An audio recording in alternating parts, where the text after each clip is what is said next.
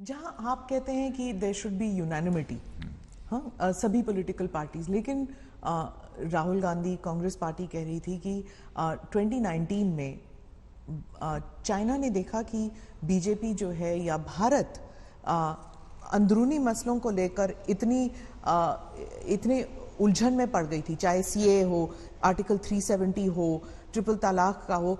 India was in a state of bubble, और उसमें उन्होंने, चाइना ने एक विंडो देखा और हमला कर दिया। क्या ये सही है? तो इसमें आप देख लीजिए कि कांग्रेस पार्टी अब उन्होंने क्या सोचा, क्या समझा और इस देश की परिस्थितियों का मूल्यांकन किस आधार पर किया, या तो मैं नहीं कह सकता हूं, लेकिन सही क्या? लेकिन मैं ऐसा मानता हूं कि 2014 के बाद चाहे जितनी भी बड़ी चुनौती आई हो, हमारे प्रधानमंत्री ने जिस हिम्मत के साथ और जिस संयम के साथ, जिस सूझबूझ के साथ काम किया है और उसमें कामयाबी हासिल की है, उसकी जितनी भी प्रशंसा की जाए वह कम है। भारत कभी परेशान नहीं रहा इधर 2014 से लेकर आज तक 2020 समाप्त हो रहा है, इन 6.5 वर्षों में किसी चैलेंजेस को लेकर परेशान हुए हों। इस स्थिति में न तो अपनी प्रधानमंत्री को हमने देखा है, न उनकी प्रधानमंत्री के नेतृत्व में काम करने वाली सरकार को पाया है। कभी हम लोगों ने किसी चुनौती को लेकर एकदम बिल्कुल संयम नहीं खोया है जी। मैं किसान आंदोलन पे आती हूँ अब। आप you have been agriculture minister, इसलिए आप जानते हैं इस इशू को। आपने बहुत करीब से देखा है जो एग्रीकल्चर पॉलिसी है इस मुल्क की। आपके टेन्योर के दौरान आपने आई थिंक किसान चैनल शुरू किया था, किसान बहुत प्राइसिंग के ऊपर भी आपने रेट ऑफ इंटरेस्ट भी उस समय इंटरेस्ट 2003 जी से अनुरोध किया था। पहले जहां 14 to 18% किसानों को अपने कर्ज पर ये इंटरेस्ट देना पड़ता था, तो उसमें बातचीत हुई थी। तो उस समय 8% पहली बार अटल जी के शासनकाल में ही ये हुआ था, और उसमें मुझे भारत के कृषि मंत्री के रूप में जिम्मेदारी निभाने का अवसर मिला था जी।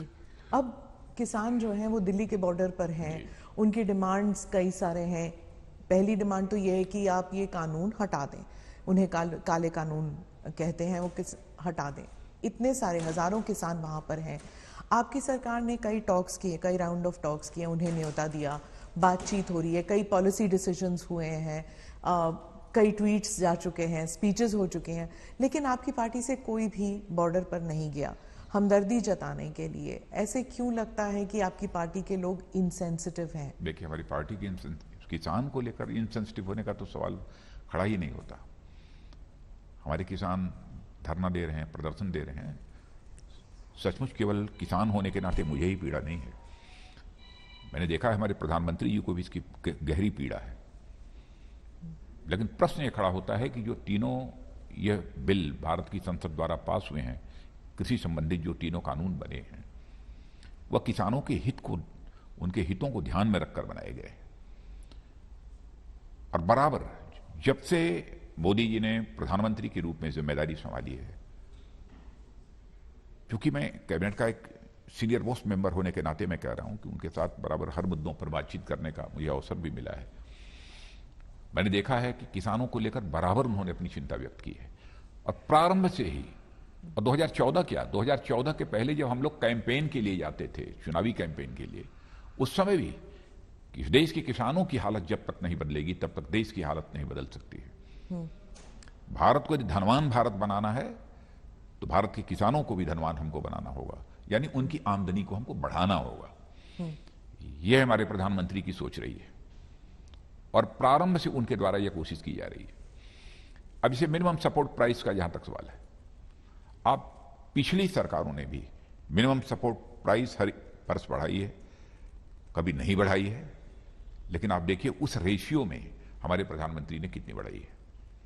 मिनिमम सपोर्ट प्राइस पर जितनी परचेज पहले होती थी और अब कितनी हो रही है, कितने सारे आइटम्स की हो रही है, आंकड़े उठाकर देखिए तो पूरी तरह से बात साफ हो जाएगी। पर एमएसपी को लेकर आप स्टेटमेंट, आप उसमें पॉलिसी में लाते क्यों नहीं है?